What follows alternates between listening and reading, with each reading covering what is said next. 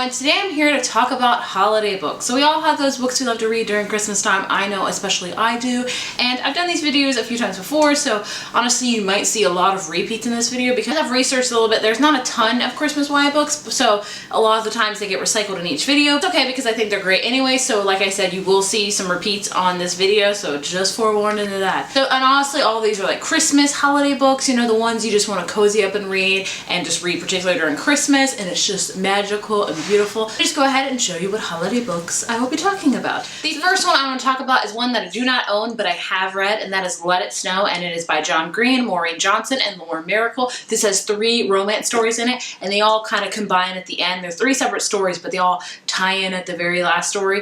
And it's been a while since I've read this, but I just know it's amazing. A lot of people have their each favorite individual story, and I should reread it very soon because it's obviously Christmassy, but I just remember it being very cute, and I just loved all the stories that were in it, and it's just a very perfect read to read during the holiday season because it's all about holiday romances, and those are just so much fun to read during Christmas. The next book I want to show you is another book that has short stories in it, and that is My True Love Gave It To Me. It's 12 holiday stories, all by, let's see, Holly Black, Allie Carter, Matt De La Pena, Gail Foreman, Jenny Han, David Leviathan, Kelly Link, Myra McIntyre, Stephanie Perkins, Rainbow Rowe, Lainey Taylor, and Kirsten White, and this is edited by Stephanie Perkins. So these are 12 holiday stories, and I have a whole review of this if you want to see it. I talk about each individual story and when I rated it. I will link it right here, and I really enjoyed this one. I thought it was a very cute, whimsical read. I had a lot of favorites. My favorites in this were probably, I think, Stephanie Perkins and Jenny Hans, and I really liked Matt De La Pena's book. I really liked Matt De La Pena's story in this as well, but I cannot recommend this one enough. I think this is a perfect gift to give, honestly, because I love short story books because you get to try a little bit of each author and see if you like them and see if you want to read more books by them. And it's fun. You get to read 30 to 40 pages of a short story, and you had a really nice closure within that short story. It's like a really just awesome short story. Like, you read it, it's all Christmassy and magical, and I can't recommend this one enough. I really did enjoy this one, and I think it is an awesome book to read, particularly during the holiday season. The next one is 2 books. They're part of a series, and the first one is Lily and Dash's Book of Dares by Rachel Kahn and David Leviathan. I read this book a good 3-4 years ago. I did a review on it, which was only like 3 minutes long. I don't know why, but I really enjoyed this. It follows 2 people, Lily and Dash. If you can't already tell, Dash finds this red moleskin notebook in a very popular bookstore in New York called The Strand, and it is a book of dares, and somehow him and Lily start talking and communicating, and it's just really, it's set during Christmas, and it's so wintry and Christmassy, and it's just the epic, and it's just the epitome of cuteness. I actually just finished rereading it, and I really enjoyed rereading it. It was just really cute, and I really liked it, so I highly recommend that one. It's only like 200 pages, so it's a quick Christmas read that you could just smile throughout the whole thing and just, you know, have that warm smile on your face because of the Christmas read. They actually just released a sequel to that book, and that is called 12 Days of Dashes and Lily, and this is a sequel to it, so I can't really tell you too much about it. Obviously, by the title you can tell it's very Christmassy. I'm reading it right now, and I'm enjoying it. I'm not enjoying it as much as Dash and Lily's Book of Dares, but sometimes that goes to show that sometimes that's how it is. You like the first book in the series more than the second one, but these books are just perfect to read during the holiday season, and again, short, like I said. I'm only 100 pages in. I'm already halfway through, but like I said, I am enjoying it, but not as much as the first one, but just perfect Christmas reads. Just get you in that Christmas spirit and just happiness and winter and New York in Christmas time. It's just amazing to read about. I love these. I love this series. I will always try to reread it during Christmas time because I was so mad I haven't reread Dash and Lily's before, because I was like, I should read this every year because it's a quick, fun, Christmassy read that puts me in the Christmas spirit. The next book is not necessarily a Christmas one, but it has a couple of Christmas stories in it, and it is a book full of short stories. This time it's by one particular author. That is Paris for One by Jojo Moyes. I just finished actually listening to this last month, and I really enjoyed it. It has like short stories in it. There's one chunk of a story that really primarily takes up the whole book, and that's called Paris for One, and that is not set in Christmas time, but I think it's the perfect time to read it. It's just, I think it's kind of wintry there in Paris, and it just sounds really, really cute, and I would think it would be a great time to read it during the winter time.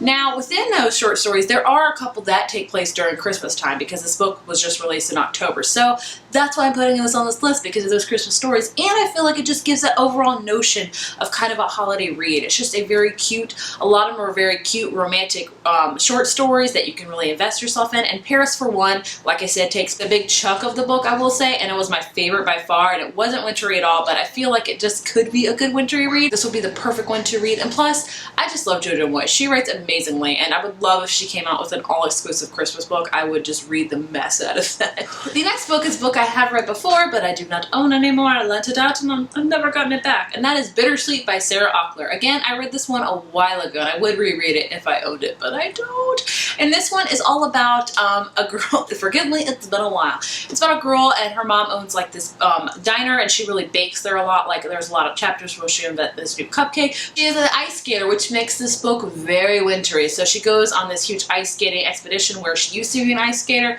but she's not anymore because something had happened, and she goes back into it. And it's just a very wintry book, honestly, because of the ice skating. And I really like this book. I don't think a lot of people have read it, which I highly recommend you do, because number one, it talks about a lot of food and cupcakes, which is a winter book any day in my opinion. And number two, it's very wintry with the ice skating, and she's on the ice rink a lot, and all the, you know, coldness that comes from an ice rink. So I really recommend this one. The next book is the one book I have not read, but it is Screams Christmas, and that is What Light by Jay Asher. I actually plan to read it this month if I'm not already reading it right now. It's all about a girl named Sierra, and her family lives in 2 states. They have a Christmas tree farm in Oregon where they like plant all their trees and really like produce them there. But then every Christmas they move to California to sell all of their Christmas trees. So Sierra's life is split in half. She lives half her life in Oregon, half her life in California. So she's really feeling at odds because she doesn't know where she belongs because of this whole, you know, saying of where's her life? Is it in Oregon or is it in California? So, and then one Christmas season, she meets a boy in California, and he's had this really big troubled secret of a thing that happened in his past, and she's trying to decide if she wants to look past it or fall in love. So it just sounds like the quintessential Christmas read of, you know, I mean, goodness gracious, the girl's family owns a Christmas tree lot. How much more Christmassy can you get? I dare not say more. So it just sounds really, really cute. I've heard really amazing things about it. And again, it's short and sweet, like I like all of my Christmas reads. I just love to read light, fluffy things in December, if I'm honest with you. And I've heard amazing things, so I'm excited to read it and read more about Christmas tree lots, and maybe it'll make me want to own one day. I can't imagine that, but maybe this will make me want to own one. And the last book I want to talk about is, I think the whole series should be read in fall, winter, every single year, but it's a lot of books to do, and I don't know if one could do that. I know I can't. And that, of course, is the Harry Potter series by J.K. Rowling. Harry Potter screams fall and winter. It is like the perfect time to read Harry Potter, I think, of fall and winter, because Hogwarts has such a notion of their falls and their winters, and it's just so beautiful to read about. Because primarily when you read about them, they're in school for fall and winter, and then briefly they kind of leave in the spring. So you're getting a huge chunk of school life in fall and winter, and it's just so amazing to read. If I could recommend you one book out of all of them that screams winter to me, that would have to be Harry Potter and the Goblet of Fire. And the only reason because of that is because of the Yule Ball. The Yule Ball was during the winter, and Hogwarts was illuminated by all this winter things, and I just remember that so vividly, how wintry it was. And a lot of people say Goblet of Fire is perfect to read in Halloween, and I do agree with that. I think it could be read in both, honestly, but the one that screams the most wintry to me has to be Goblet of Fire because of Yule Ball alone. But seriously,